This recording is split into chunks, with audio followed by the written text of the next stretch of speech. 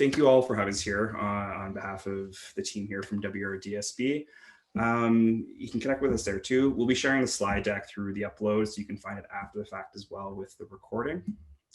Really just quick introductions on the whole. So for myself, I'm what's known as a technology-enabled learning and teaching consultant for the WRDSB. This is a role that we have in all of our public K-12 boards in Ontario. Basically, I support teachers and students using technology across the classroom K-12. Really happy to have a team here instead of just me talking at all of you for 45 minutes. I want to bring in different voices for this group. So very fortunate to have Sandy Miller, who's currently a vice principal for our secondary distance learning program, which has kind of come out of the pandemic. Sandy was the VP at this high school before, and this is really his brainchild and genesis. We've got three teachers who kind of were on the ground floor making this program work. So Nathan Zaire, David Pletch, and Jackie Rougeau. And finally, Carly Parsons, who wasn't right there at the start, but has been a key component for this group and kind of come in as a vice principal at this high school as well. So they'll all introduce themselves when they kind of come up to their parts within this presentation. We're going to speak to different pieces for the context here, but really excited just to share this really what I think is like a really, really innovative idea that kind of was Sandy's brainchild, and that a lot of this team worked on in a couple of years to make a reality this past school year. And part of our story is that it started pre-pandemic and the pandemic kind of came in during it, and kind of how that evolved with us and where Brightspace kind of fit into this project for us. So there's the group there. You'll be seeing them all a little bit on in the this presentation. With that, I'm going to pass it over to the founder of the iLab, Sandy Miller, to kind of walk us through and speak to where this came from a bit and what the thinking was behind it. So Sandy, do you want to unmute and take over? Yes, am I unmuted? We can hear you. Right on. Thanks for that nice introduction, Andrew. He calls me the founder, but really this was a team effort with everyone that's presenting here today, and a whole bunch of people at SJAM that helped us put this idea together. So today we're going to talk about the Highlander Innovation Lab, which is a program that we developed at SJAM as a way to kind of meet some of the needs that we were seeing in the education system. One of those things that kind of spurred this on was a couple of years ago, our board implemented a new strategic plan. And one of the key priorities of this plan was to create a culture of innovation that builds students' confidence and success as they face the future. At the same time, myself and Jen Shorreed, who was the principal at SJAM, were having a lot of discussions about and around some of the compelling research that was being published by governments like Ontario or international organizations, educational organizations that were suggesting that students will be entering a workforce and society that is dramatically different from the one we grew up in. And really the students that were coming to our school now, and certainly in the next couple of years, need to develop the skills that will allow them to excel in a really rapidly changing future. So it was for those reasons that we decided to develop the Highlander Innovation Lab. We really wanted to meet the need of our students and start developing global competencies in all of our students. I think the best way I could describe the Innovation Lab is a high school incubator hub, or kind of a startup incubator for high school students. We allow them to pursue their passions in an open and creative place. And we do that by using a lot of student voice and choice, self-directed project-based learning. We really tried to connect our students to the community. Obviously, if you know the Waterloo region, we know that we have this really strong tech and startup community. So we wanted to connect to that community. And we wanted to do all this using modern pedagogy and assessment practices that really focused on assessing the global competencies. So that's kind of the easy, really quick description. I think maybe a best way to show you what the iLab is all about is to show you a video that we created. So I'm going to let Andrew play that now. Perfect. And as I'm saying this, I'm just going to watch Carly in the chat. Can you just give me a thumbs up if things are sounding good and coming through well on your end? So I'm going to start the video now for everybody.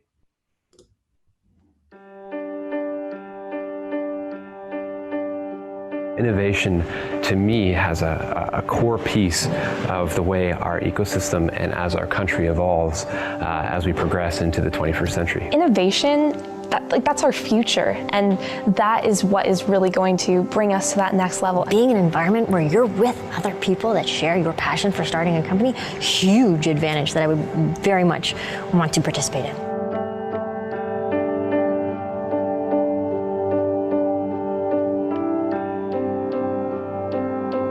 I planned a national leadership conference here at SJAM last year. The theme of the leadership conference was innovation and startup leadership. And as I was doing that and planning that conference, I got to go out and visit, places like Vidyard and Communitech and Velocity and see this cool and innovative workspace and what all these people are doing. And I thought, we need to be giving this opportunity to our high school kids. And I think we need to get away from delivering content, and we need to start focusing on building those competencies that will allow kids to be successful in this future that we don't really know a lot about. I think the goal of the Innovation Lab is to give kids a chance to pursue their passions and their interests in an open and creative environment. Each group will get a mentor related to the idea or the passion that they're working towards. We'll have a couple teachers in the room that are helping them through that sort of startup process, and hopefully it will all culminate. We're having a pitch night in the community, and with the winning group having the opportunity to have an internship at the University of Laurier's Launchpad for the summer. I've always liked to have more kind of freestyle courses. I don't like too much structured work. I like it when I get a little instructions and I'm allowed to just do my own thing, and I think this course really allows that. And a few of my friends and I have many ideas that we really want to try and work on. For my undergrad degree, I want to go to University of Waterloo for biomedical engineering, and I have a team put together for the Innovation Lab, and we are thinking of doing this project where we create 3D printed prosthetic hands that we can make and actually give to kids and people that need them. This is your opportunity to see what you want to do. Maybe you'll get the bug. Maybe it'll morph into something huge. Maybe this will be your life. You don't know, so why not try it out? I think it's good timing to take it in high school, like 11 or 12, because I know I was not really prepared for the real world in a way. So I think doing something like this could almost be like a mini co-op. Like you would get to learn from a lot of people and kind of get like the highlights of what they learned, how they failed, what they did right, and without having to maybe go through it all yourself. I think collaboration is one of the most important aspects of this entire process, because we have the ability to learn from others, especially others that we wouldn't have necessarily engaged with otherwise. You have an incredibly unique opportunity to learn and absorb and to do things with your mind and with your hands that as you get older, you start to lose because of the pressures of everyday life, right? You get a job, you get a mortgage. There's all these things that contribute to a sense of stability, but a lack of time. Where else? What other high school has entrepreneurial programming designed for that level? That is a huge leg up. I need to tackle these opportunities that are teaching me how to be innovative, how to collab with others in a world that's constantly changing. I can't stress enough how unique of an opportunity this is. There's not another school in the province that will have access to the community partners that we have, and I think that's an opportunity that really is special. Everyone should do their best to come out and try it out. It's going to be a lot of fun.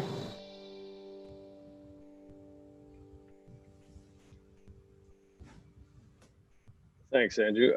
Yeah, we wanted to show you that video because I think it gives you a good sense of what the program is all about. And I think it highlights some of the key concepts that we were trying to focus on when we developed this program. One is this connection to our community. You can see the great response we had by some of the companies that were represented in that video. We really wanted to connect our kids with our community, this tech and startup community in Waterloo region. And as you can see on the screen, we worked with them, the University of Waterloo, Laurier's Launchpad, Communitech, and Vidyard to develop a high school version of a incubator program. And it was 4 phases that we settled on. And obviously this was all done pre-global pandemic, but I think you'll hear later on how some of our teachers had to pivot to make it work. But the four phases, the first one was mindset methodology. We felt this was really important. We wanted to teach our students how to think like innovators. So we worked a lot in their innovation teams, we were calling it, about how to kind of think differently, think creatively, come up with an idea or a project that they wanted to work on. The next phase in our program was called problem analysis. So we partnered with University of Waterloo's world-renowned problem lab, and students worked on problem identification and analysis. And we felt that that was important for students to start to think about how to identify and understand important problems so that they could start developing unique and innovative solutions to those problems. The third phase we called design and create. So now that we had the right mindset in place and the students had learned how to identify and research a problem, they would start developing sustainable business models and design and create prototypes. And then the last phase we called build, test, and pitch. And this is where they would collect feedback from potential customers, refine their prototypes, hopefully build some kind of final product. And then, as you heard in the video, we had originally planned to do a community pitch night where the innovation teams would present their idea or business model for a chance to intern in the summer at the Laurier Launchpad. So all throughout this process, in every stage of the program, we really focused on preparing students with global competencies that will allow them to face complex challenges now and in the future. This really is the goal of the Highlighter Innovation Lab. It's how we assess the students, and you'll hear a little bit more about that later. So some of the nuts and bolts is we launched this program in February of 2020. So we had about a month or just over a month before the schools were closed for the pandemic. We created a unique 2-credit package that combined an English course, so either a 3U or a 3C or a 4U and 4C with an interdisciplinary studies package course. Again, we really try to focus on innovative teaching practices. We really focused on this community partnerships and mentors. So each group were paired with what we called innovation coaches. So these were people in the community that would meet with our groups and sort of help them through this design thinking and incubator program. We also, as I mentioned, wanted to provide lots of experiential learning opportunities. So our partners were really generous. Prior to the pandemic, they would host our students. Or they would either come into SJAM to do design sprints or workshops.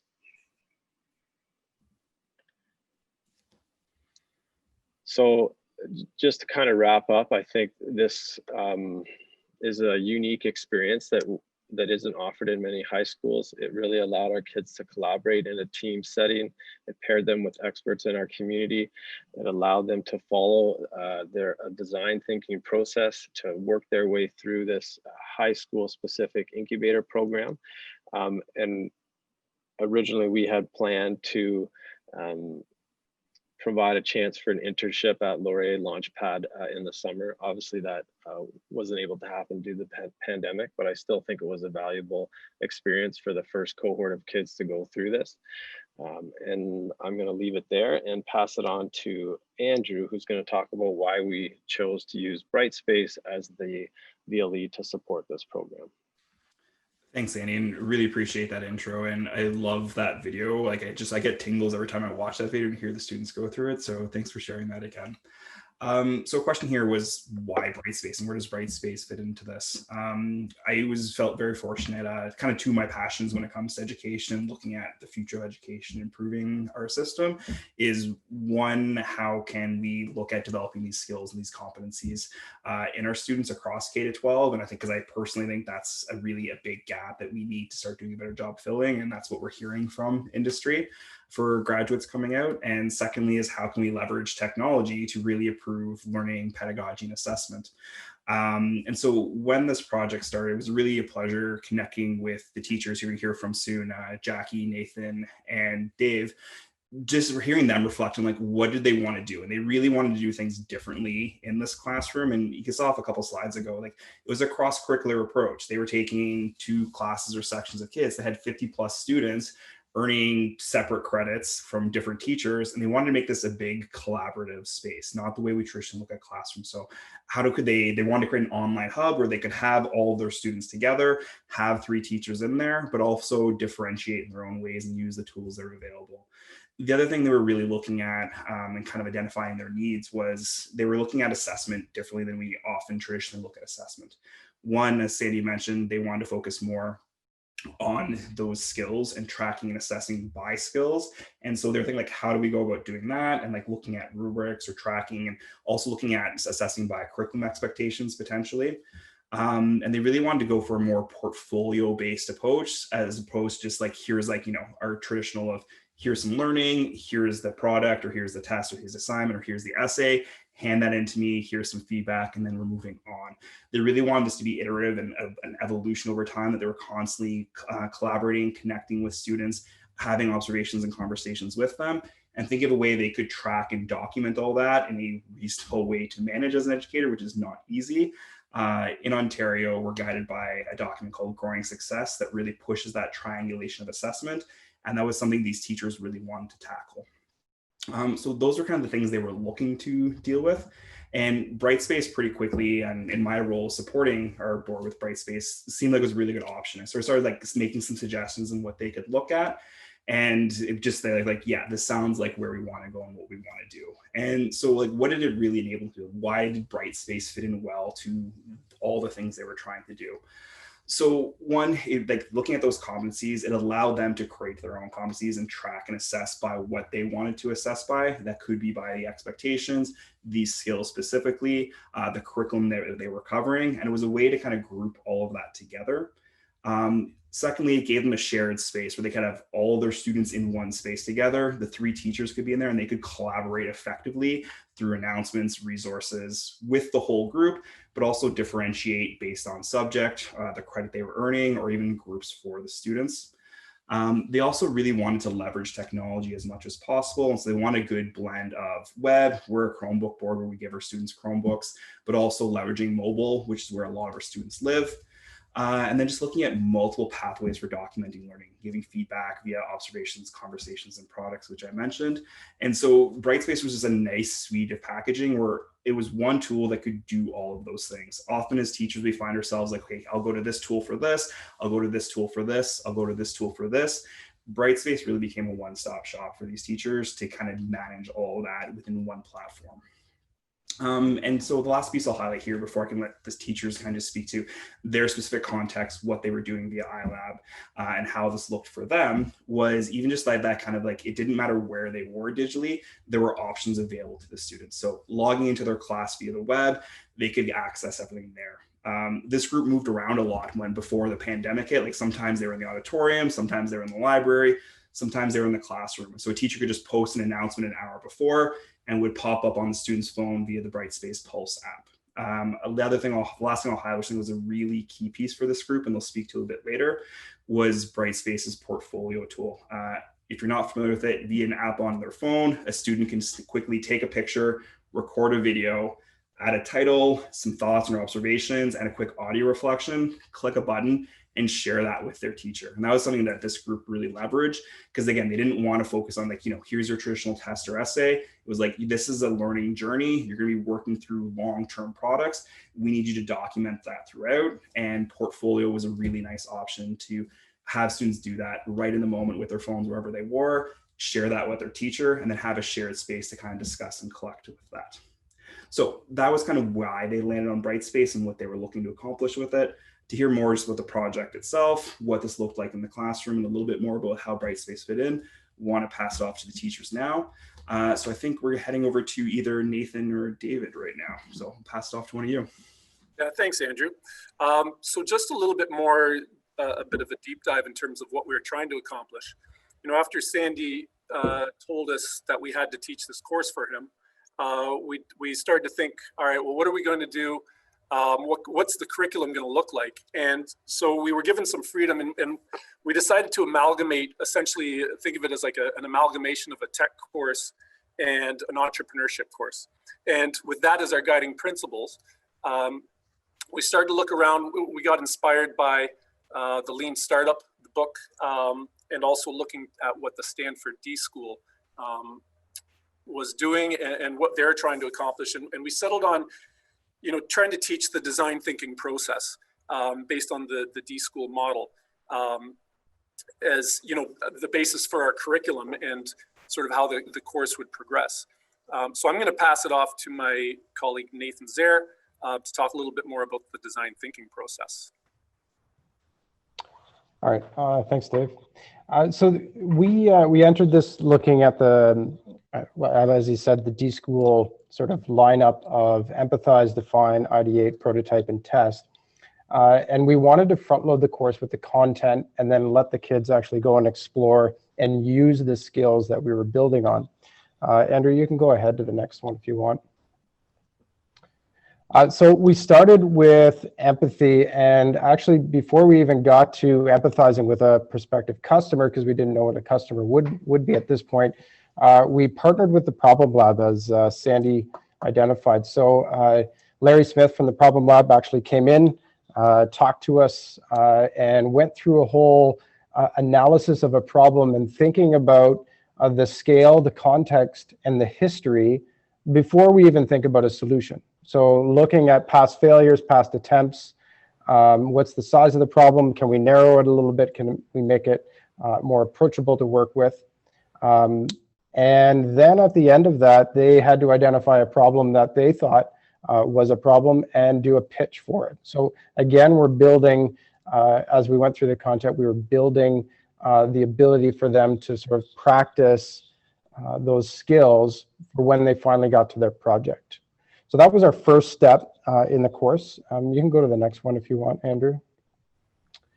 As we started to go through these empathize, define, ideate, prototype, and test, we started to connect with community members that we worked with before in planning the course.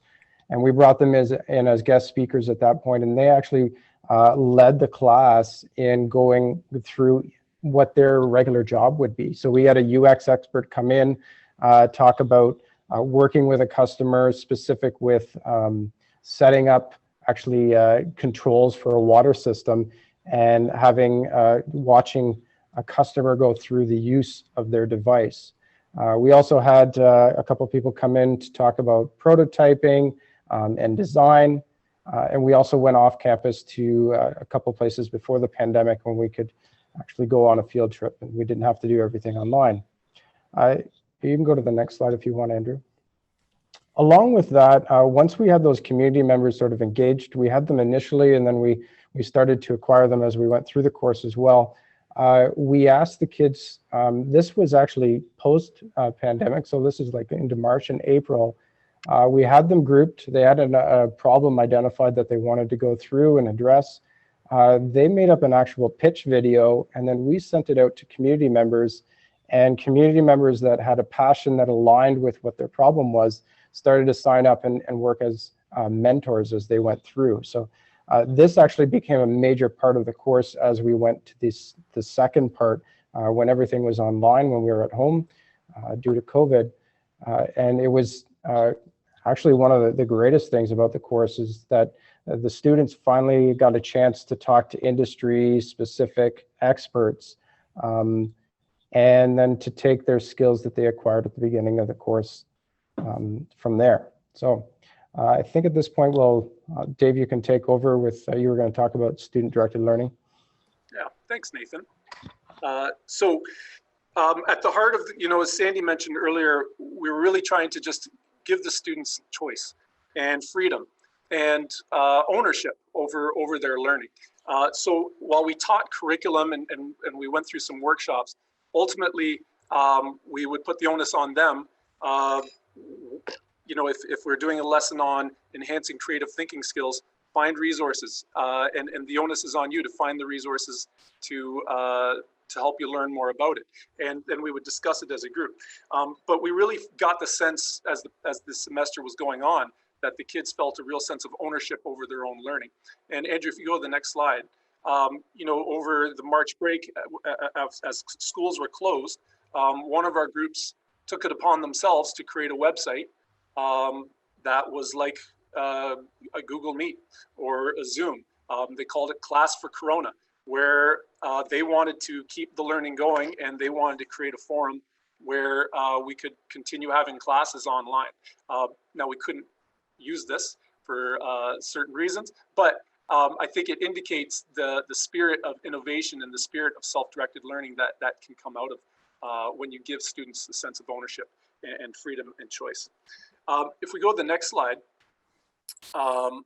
so this idea of choice, this idea of freedom, ownership, sort of ultimately led to the summative task, where students formed groups and they had their own business idea that they wanted to explore, and their summative task was to go through the design thinking process to take that project as far as they could, develop a prototype, possibly even test it.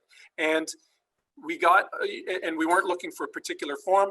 We got many different forms of final projects. So for example, the next slide, one group of students developed an app for heart monitoring, but not just heart monitoring, but to do a whole lot of other things, integrating information from that heart monitor. The next slide will show you another group of students made a website, an educational website for promoting the environment and teaching environmental education. The last slide on that, students created called the H2Go, where in the midst of the pandemic, you need you need to wash your hands quickly. Well, they came up with this idea of like a pod, like a dishwasher pod or tab, where it's just readily available hand washing detergent that you can carry in your pocket. So, so we got a variety of products, a variety of projects, and but we could still assess them all in the same way, where you're assessing them looking at the 21st century competencies, looking at how they went through the design thinking process. And so by having that freedom, by having that ownership, but still having the same standards, we were able to get a wide variety of really good projects. To go back to then Desire to Learn and Brightspace and how we used it, as Andrew mentioned, we used the portfolio tool quite a bit. Towards the end of the semester, students were to submit a portfolio that demonstrated their growth and how they learned and how they applied the design thinking process. If you go to the next slide, there's an example just of what one of the kids collected over time, just a sample of their portfolio, where they can take videos where they voice over their learning, or take pictures of some of the field trips or workshops they were involved with. Andrew, if you go to the next slide, as we went into the pandemic, Brightspace we found was really handy for continuing our learning in 3 different ways. The activity feed, we could keep communicating with our students, and they would keep getting notified through the Pulse app.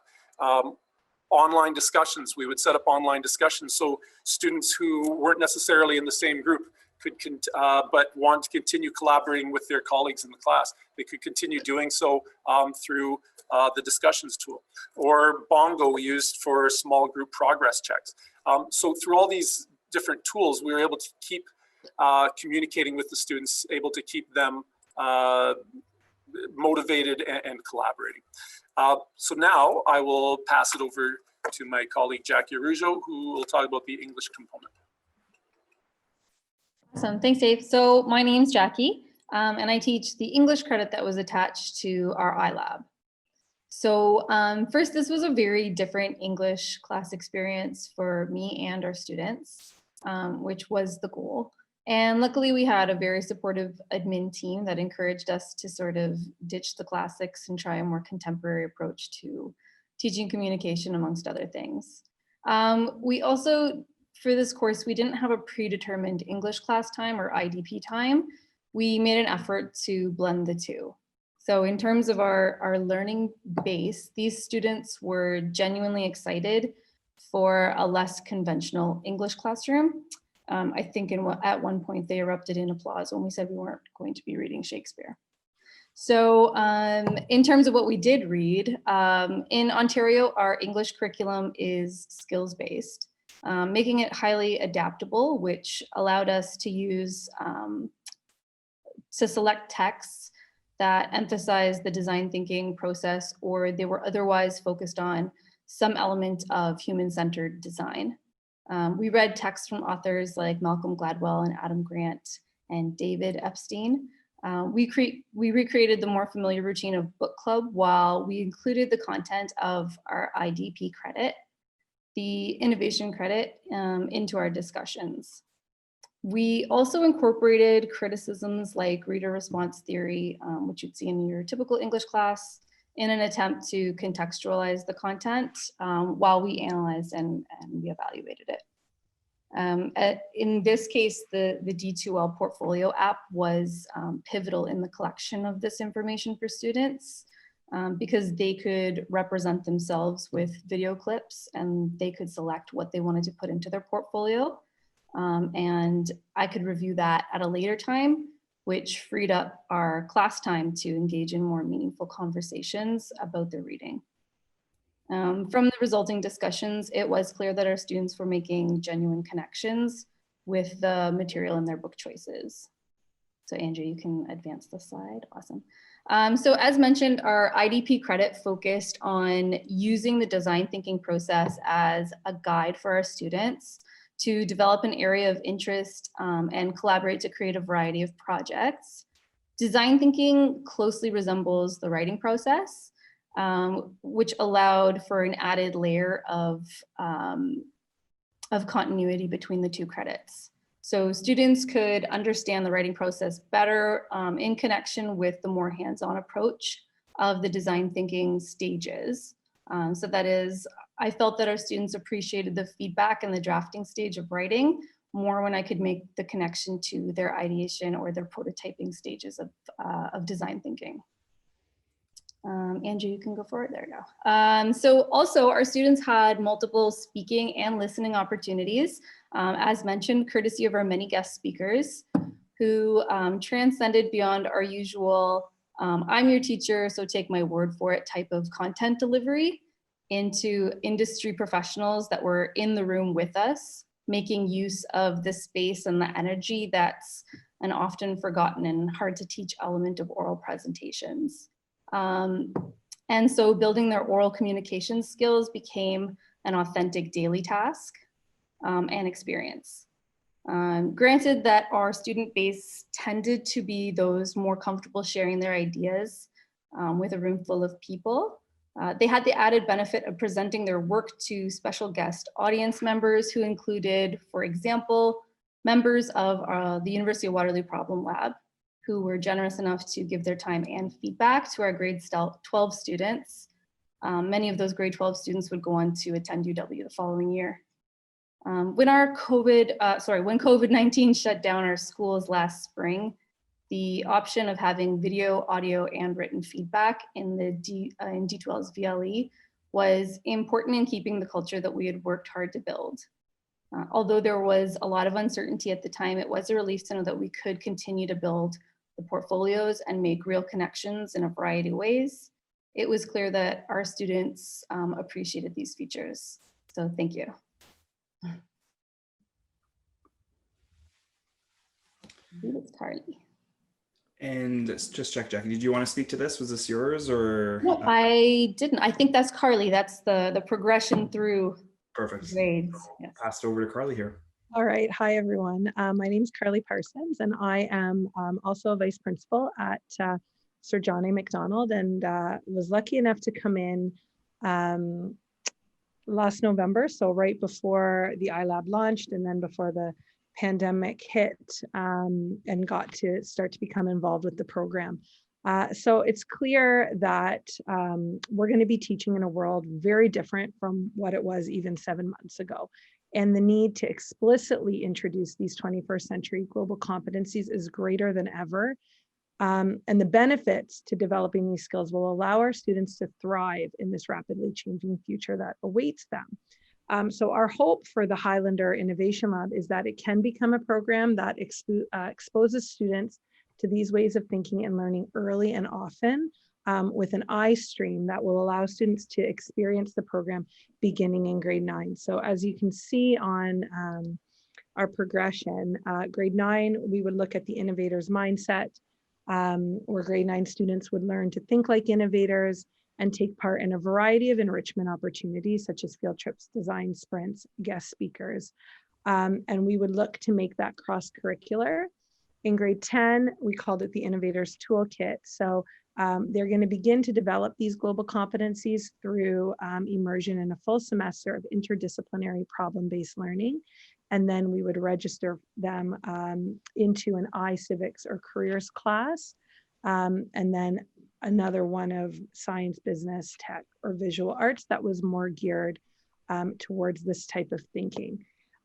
Then in grade 10, they would apply to come into the Innovation Lab program that would run in grade 11 and 12. And so they would gain experience in the lab, and then in grade 12, additional experience, and then the option of an internship in the summer. So really looking at an immersive, comprehensive program that would take students right from grade 9 through 12, building these skills that more and more are becoming absolutely crucial to seeing success when they leave us, move into post-secondary, and then into the workforce. So it's an amazing program, and even more amazing that it was able to pivot and adapt in the face of this global pandemic and the shutdown of schools. And it just speaks to the program itself and how the program did exactly what we're going to be asking our students to do, which is to